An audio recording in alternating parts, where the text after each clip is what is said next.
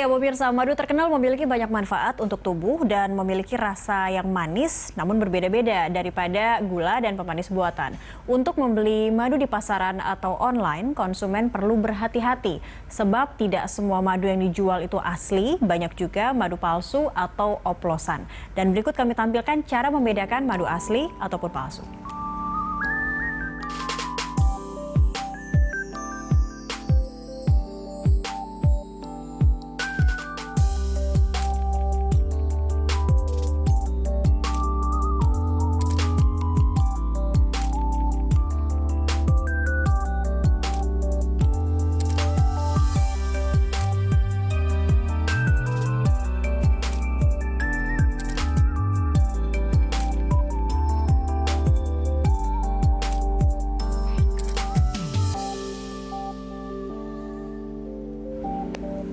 Ya, kembali lagi kita membahas topik ini. Sebelum ke Pak Dovi, saya ke Pak Sahlan dulu. Pak Sahlan, kalau tadi melihat grafis kita, ini kurang lebih betul begitu, Pak? Cara yang paling mudah deh bagi konsumen untuk membedakan madu asli atau palsu, kurang lebih seperti itu. Itu bisa kita ketahui langsung. Mohon maaf, saya tidak bisa melihat. Oke, baik. Jadi tadi mengetes madu, jika ditaruh di kertas, kertasnya bisa berlubang, aroma madu yang itu madu yang asli. Madu yang asli ini beraroma seperti rumput begitu atau bunga. Kalau yang palsu aromanya mungkin tidak seperti itu ya. Kita tampilkan kembali. Lalu madu palsu ini yaitu tadi yang saya sebutkan. Berikutnya. Ya, ini kita lihat.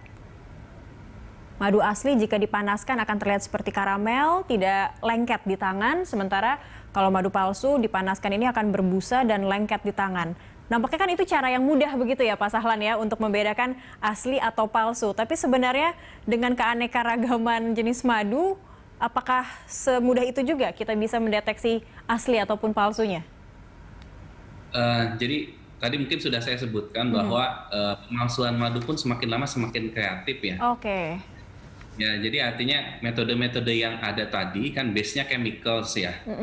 Artinya berbentuk karamel dan lain sebagainya itu kan bentuknya chemicals. Jadi memang sulit untuk melihat bahwa dengan cara-cara biasa untuk melihat bahwa itu madu itu asli atau palsu. Meskipun ya memang ada beberapa hal yang bisa kita lihat agak rumit sedikit, misalkan menggunakan mikroskop terlihat ada polennya gitu ya. Tapi dari sekarang ada juga madu bukan dihasilkan dari bunga, tetapi dari ketiak daun kayak seperti akasia mangium.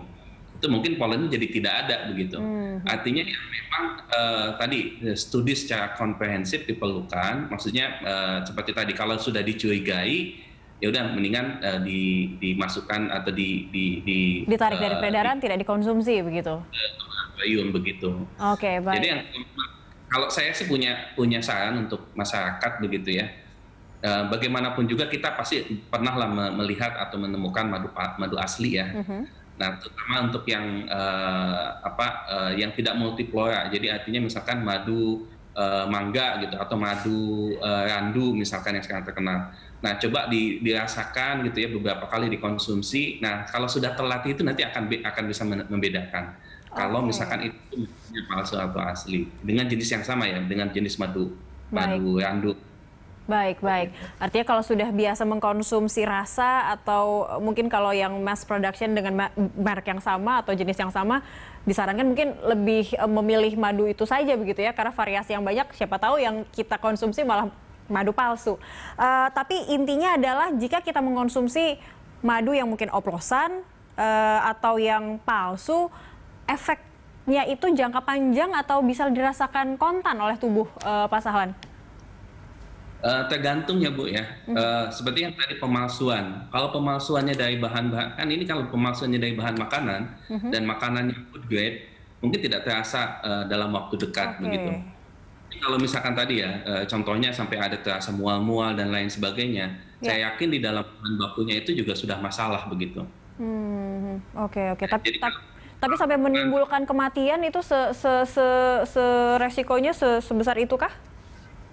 tergantung jenis bahan yang digunakan untuk memasukkannya. Baik. Seperti muntah-muntah dan lain sebagainya, itu pasti kemungkinan besar di dalam bahan bakunya menggunakan bahan makanan yang tidak steril. Oke. Seperti itu. Salah satunya seperti yang di kasus yang ditemukan oleh Pak Dovi dan teman-teman ini juga yang bisa mematikan begitu, Pak Sahlan. Anda melihatnya? Nah, kan kita harus lihat dulu, mungkin ada bahan berbahaya. Oke, bisa baik. dilihat. Nah, kalau di SNI madu itu juga ada yang pertama memang sifat madunya, yang kedua adalah unsur safety. Misalkan kandungan bakterinya, kandungan fungi dan lain sebagainya, logam berat dan lain sebagainya, itu unsur safety. Jadi bukan dari madunya, tapi dari sisi keamanannya Dari sisi dikonsumsi. keamanan saat dikonsumsi itu juga perlu perlu dimiliki oleh produksi madu. Baik, saya ke Pak Dovi. Pak Dovi, kembali lagi ke tadi ini produksi dari madu palsu ini sudah menyebar kemana-mana. Apa yang dilakukan dari divisi Bapak sendiri ini terkait penyebarannya? Siapa tahu ada masyarakat yang sudah terlanjur memesan atau seperti apa? Kerjasamanya seperti apa, Pak? Untuk segera menarik madu-madu yang sudah terdistribusikan atau seperti apa sejauh ini selain penanganan terkait pelaku? Baik, Mbak. Saya tambahkan sedikit, Mbak. Ini yang sangat berbahaya adalah para produsen tersebut, kedua tersangka tersebut menggunakan molasses. Molasses ini sangat jorok, yang kita lihat sangat kotor, tidak steril. Ya. Molasses adalah yang biasa disebut orang tetes tebu. Itu limbah dari pabrik gula kristal. Artinya yang sudah tidak bisa mengkristal, bentuknya seperti kecap. Ya, itu namanya sudah limbah, Pak. Biasanya. Itu biasa dikasih buat campuran pakan ternak untuk fermentasi, aktivator gitu loh. Untuk ternak itu supaya gemuk. Oke. Itu bisa sapi, bisa kambing, bisa ayam. Nah itu digunakan untuk dikonsumsi hari-hari oleh manusia. Itu yang sangat rentan. Iya. Jadi kami juga ada koordinasi dengan BPOM maupun Dinas Kesehatan, sangat-sangat berbahaya zat tersebut. Dan untuk penarikan, kami setelah melakukan penyergapan tersebut, kami juga berkoordinasi dengan tokoh-tokoh masyarakat setempat, semua elemen masyarakat. Kita lakukan monitoring. Itu alhamdulillah, Mbak, untuk sampai saat ini sudah tidak ada lagi penjualan madu tersebut dan himbauan tetap kami lakukan. Namun demikian yang sudah beredar mungkin di marketplace ataupun di sosial media, ya kita hanya bisa menghimbau masyarakat untuk lebih berhati-hati. Kalau belum jelas asal usulnya, lebih baik pilih madu yang sudah ada izin edar dari Departemen Kesehatan. Itu saja sih. Oke, baik. Terakhir Pak Dovi, pelaku ini akan terkena pasal dijatuhkan pasal apa yang akan dijerat kepada mereka saat ini? Dan proses hukumnya seperti apa kelanjutannya? Yang pertama undang-undang pangan, yang kedua kita kenakan juga undang-undang kesehatan, dan yang ketiga kita kenakan juga undang-undang perlindungan konsumen, di mana ancaman maksimalnya adalah 5 tahun penjara dan denda 4 miliar rupiah. Baik. Kita mengalami sedikit gangguan komunikasi audio, tapi saya sudah menangkapnya tadi. Dan kita harapkan ini bisa dari temuan saat ini diproses secara hukum dan tidak ada lagi nih ada produksi madu palsu begitu, apalagi di saat pandemi sekarang ini. Dan mungkin Pak Sahlan akan lebih gencar lagi untuk mensosialisasikan, mungkin memberikan informasi begitu bahwa ini madu palsu dan madu asli yang bisa dikenali oleh masyarakat begitu ya Pak ya?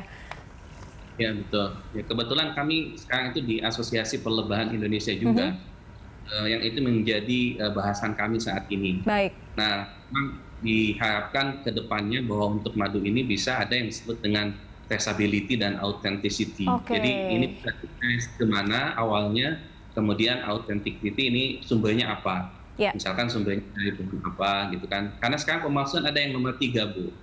Jadi yang nomor 3 adalah pemalsuan dengan cara lebahnya disirup oleh gula. Disuruh makan gula nanti menghasilkan madu, tapi bukan dari tanaman. Baik, itu pun bisa dikatakan jadi madu palsu begitu ya, bukan madu murni begitu ya Pak Sahlan ya?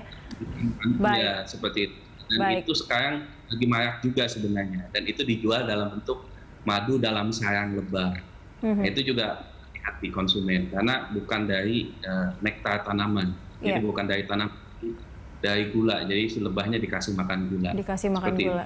Baik, ini banyak informasi dan ilmu yang bisa didapatkan mungkin bagi para pemirsa yang memang gemar mengkonsumsi madu, jadi lebih memperhatikan lagi seperti apa sebenarnya madu yang dikonsumsi. Baik, terima kasih Bapak-Bapak sekalian, AKBP Dovi Fahlevi dan juga Dr. Muhammad Sahlan telah bergabung bersama kami di Lunch Talk siang ini.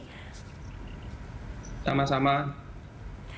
Dan pemirsa, kami masih akan melanjutkan Lunch Talk sesaat lagi usai jeda. Tetaplah bersama kami.